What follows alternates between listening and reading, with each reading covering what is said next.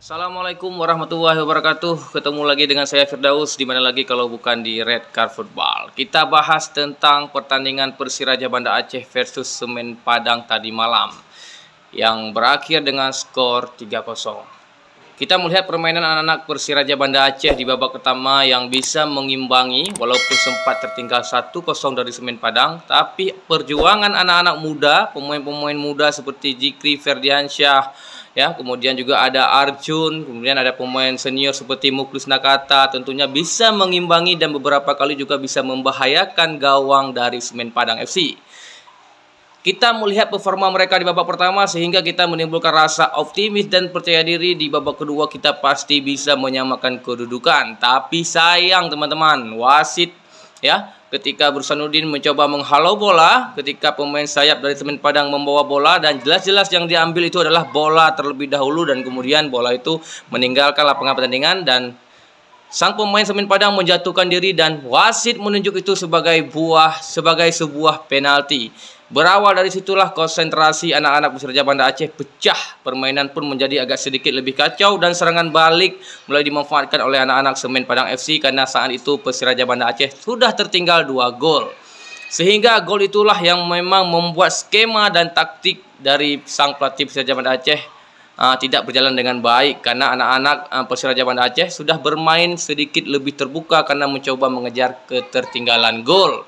Sangat disayangkan wasit ya mengambil keputusan yang menurut saya itu cukup keliru dan membuat berubah jalannya ataupun ritme permainan dari Persiraja Banda Aceh sendiri.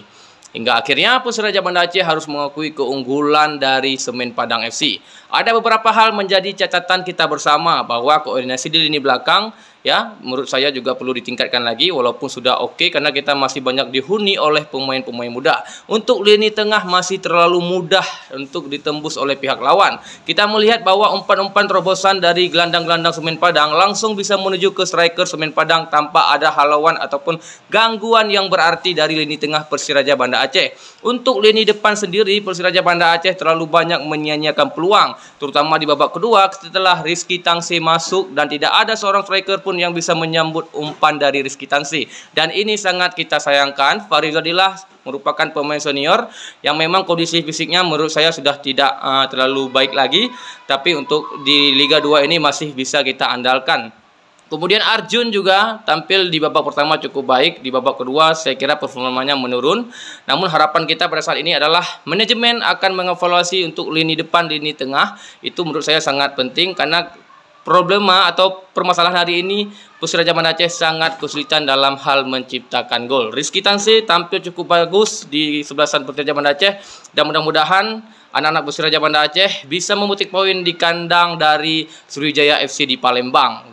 Hari ini kabar yang saya dapatkan, anak-anak Persiraja Banda Aceh sudah menuju ke Palembang untuk melakoni laga tandang mereka yang kedua. Mudah-mudahan Persiraja Banda Aceh bisa mendapatkan 3 poin. Salam olahraga, sukses selalu dan pantang menyerah. Tetap selalu mendukung Persiraja Banda Aceh. Salam lantak laju, berjaya dan bermartabat. Wassalamualaikum warahmatullahi wabarakatuh.